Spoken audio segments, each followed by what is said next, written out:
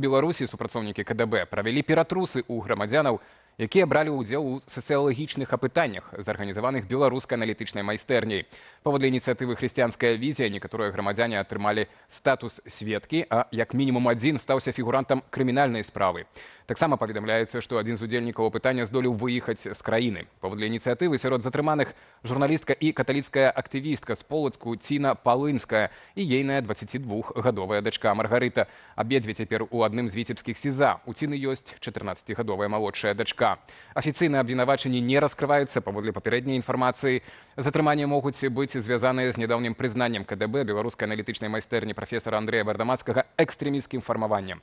Гэта адбылося 16 траўня, а праз некалькі дзён на адным з прапагандысцкіх каналаў выйшаў сюжэт, які нібыта выкрывае дэструктыўную дзейнасць майстэрні.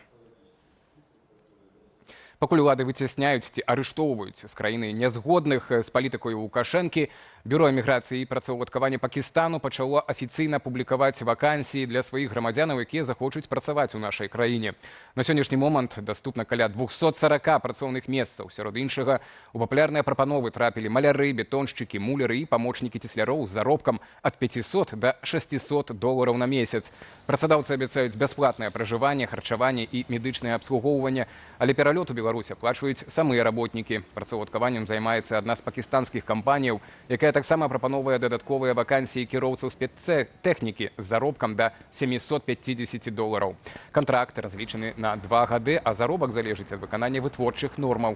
Раней у красавіку Александр Лукашенко заявіў пра гатоўнасць прыняць да 150 тысяч пакістанскіх спецыялістаў і стварыць для іх камфортныя ўмовы жыцця і працы.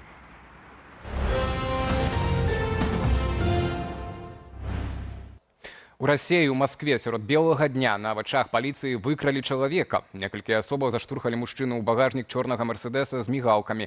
Відавочцы кажуць, што ён крычаў, клікаў на дапамогу, а выкрадальнікі былі ўзброеныя і гаварылі з акцэнтам. Пазней высветлілася, што скрадзеныя блогер і прадпрымальнік Арех Шчапіхін. Пазней 6 выкрадальнікаў затрымалі, але неўзабаве адпусцілі. Трое з затрыманых заявілі паліцыянтам, што яны дзейныя супрацоўнікі Расгвардыі. Што ж да Шчапіхіна, ён знайшоўся ў адным з маскоўскіх хостэлаў. З ягоных словаў выкрадальнікі збілі яго і прымусілі запісаць на камеру перапрашэння наконт ролікаў, якія блогер размясціў у сваіх соцсетках. Гэтае відэа выклікала хвару абурэння сярод чачэнскіх блогераў. Яны публічна запатрабавалі пакарання. Застаемся ў Расіі. Там мясцовы суд прызнаў экстрэмісцкую дзейнасць кампаніі «Леста Гульні» і пастанавіў яе нацыяналізаваць. «Леста» – гэта спадкаемца IT-гіганта з беларускімі каранямі Wargaming, стваральніка вядомай гульні World of Tanks. Пасля паўнамаштабнага расійскага ўварвання ва ўкраіну менавіта «Леста» працягнула распаўсюджваць прадукты варгеймінгу на тэрыторыі Беларусі і Расіі. Што ж не спадабалася расійскім уладам, працягне Владзіслаў Корсак. Танки не прокатили. У России признали экстремистской и национализуют IT-компанию «Леста». Менавіта ёй, сваёй былой дачыннай кампаніі з Санкт-Петербургу, беларускі Wargaming прадаў у 2022 годзе правы на папулярныя відэагульні. У выніку на тэрыторыі России и Беларусі «Леста» занялася гульнямі World of Tanks, World of Warships и World of Tanks Blitz пасля рэбрэндынгу «Мир танков», «Мир кораблей» и «Tanks Blitz». Таксама «Леста» валодае цэнтрам распрацоўвання ў Менску «Геймстрым». «Лесту» вінавацяць у тым, што яна датычная да праўкраінскіх ініцыятываў свайго былога ўласніка кампаніі Wargaming. Апошняя, напрыклад, ахвяравала ў краіне $1 мільён на медыкаменты і абсталяванне ў першы тыдзень вайны. Яшчэ 100 тысячаў на дапамогу пацярпелым ад разбурэння плаціны Кахоўскай ГЭС. Вывели бренд Wargaming на захад, стали там прасоўваць наратывы проукраінскія, то было добра. Але ж у той же час гульня працуе на СНД, і там жа все тыя ж абновы, ўсё паралельна працуе, і Малік Атаджаев, ён актыўна прасоўвае расійскія наратывы. Гэтыя гульні у сядзенні на абодвух стулах яны не праходзяць. Гэта было толькі час, калі хтосьці, якісьці бок, пачне рэагаваць на гэтую странную палітыку раздвоенасці. У спробах уратаваць бізнес ад нацыяналізацыі кіраўніцтва расійскай кампаніі «Леста» і асабіста яе ўласнік Малік Хатажаев пачалі раскрываць факты падтрымання агрэсара. Ваша помощь приближает нас к нашей общей победе.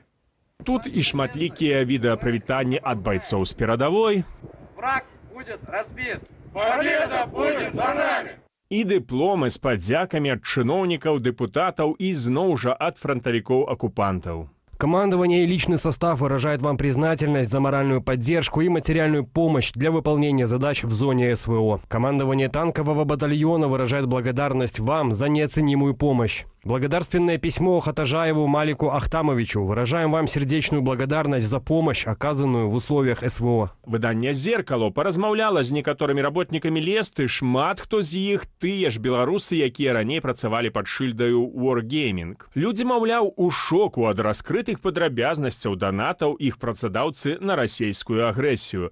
Як бачым, усе гэтыя паказальныя дзеянні не абаранілі Лесты ад нацыяналізацыі. Мы ведаем, што расійскі інстытут развіцця інтэрнэту зараз анансаваў, што яны будуць прасоўваць расійскія наратывы пра гульні сакрэтна. Анансавалі конкурс грантаў ад Расіі для гульняў пра расійскія наратывы. Мы бачым, што яны зразумелі, што гэта інструмент такой, які можна карыстаць у вайне таксама. Пакуль жа выдавец «Мира танков» збіраецца абскарджваць пастанову суда аб забароне дзейнасці. Владислав Корсак, Белсат.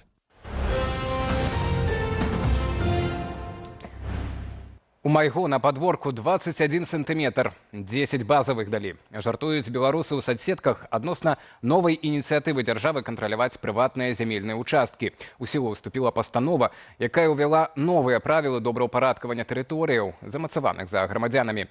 Колькі прыйдзецца заплаціць за траву няправільнай вышыні, распавядзе Андрэй Сульжыц. Беларусы, якія не дбаюць пра парадак на сваім участку, цяпер могуць атрымаць штраф. Гэтак Савет міністраў нават вызначыў максімальную вышыню травы, пасля якой гаспадар зямлі павінны яе скасіць. Тут каля 60 сантыметраў. І так быць не можа. Гэтак уласнікі зямельных участкаў абавязаныя сачыць, каб будынкі, гаспадарчыя пабудовы і агароджа былі тэхнічна спраўнымі ды ўстойлівымі, прыбіраць тэрыторыю ад смецця і касіць траву, што вырасла вышэй за 20 сантыметраў, а таксама трымаць будаўнічыя матэрыялы на участку складзенымі ды ўпарадкаванымі. Падобнае парушэнне можа скончыцца штрафам памерам больш за 1000 рублёў. Аднак ці сапраўды беларусы без кантролю не спраўляліся з чысцінёю на падворках? В принципе, гэта люди самі робяць на сваіх участках без якихсьці там загадаў зверху. Беларусы яны такія заўсёды да гэтага ставіліся пільна, каб у іх быў парадак у двары. Дакумент мог бы застацца незаўважным для большасці беларусаў, аднак чыноўнікі ў рэгіёнах актыўна рэкламуюць пастанову ў соцсетках. Сделаем вместе Гомельский район чище, краше и уютнее. У тым жа тыктоку беларусы жартуюць. Танней будзе заасфальтаваць участак, чым сачыць за ім. Хтосьці нават патрабуе, каб і камунальнікі таксама прытрымліваліся правілаў. Солигорск. Кого штрафовать будут? Это даже не по колено, это даже по пояс. Вот вам прямое доказательство того, что можно выписать штраф и заработать на государственной работе и положить ее в казну. Людзям сталага веку, якім складана самастойна дбаць пра свой участак, Зміцер Кухлей раіць звяртацца да мясцовых уладаў. Гэтыя пастановы прымаюцца дзяржавай, і яна павінна у такім разе ствараць умовы, каб гэтыя пастановы выконваць. І я мяркую, што шмат у якіх месцах сельсаветы, старшыні сельсаветаў, яны будуць ісці насустрач. Правілы добраўпарадкавання ўжо набылі моц. Пра выпадкі пакарання за падобныя парушэнні пакуль невядома. Андрэй Сульжыц, Белсат. 142 паваленыя дрэвы, 10 папсаваных дахаў будынкаў, 6 пашкоджаных аўтаў і, на шчасце, без пацярпелых. Такія вынікі навальніцы з праліўным дажджом і шквалістым ветрам у Гомлі і в обласці. Больш пра наступствы непагадзі і пра то, як беларусы давалі рады і не гублялі пачуцця гумару. Марыя Сысой. Это у Ани в школе повалило деревья-то. Капец. Навальніца, моцныя дажджы, парывы ветру до 20 метраў за секунду, нават град. Такім быў прагноз Белгідрамету для Гомельшчыны. І ён спраўдзіўся. Вернулась домой с работы, завалила все окна, завалила весь балкон, весь первый этаж завалила деревьями. 142 паваленыя дрэвы. У выніку пашкоджаныя 6 аўтаў. Непагадзь папсавала 10 дахаў будынкаў. Былі і адключэнні электрычнасці. А ў Гомлі дождж заліў шматпавярховік з 9 до 3 паверха. С крыши течет, и отсюда тоже течет. Не абышлося і без класічных кадраў рэк на вуліцах Гомля. Жыхар мікрараёну Хутар скарыстаўся сітуацыяй і сплавіўся па вуліцы на байдарцы.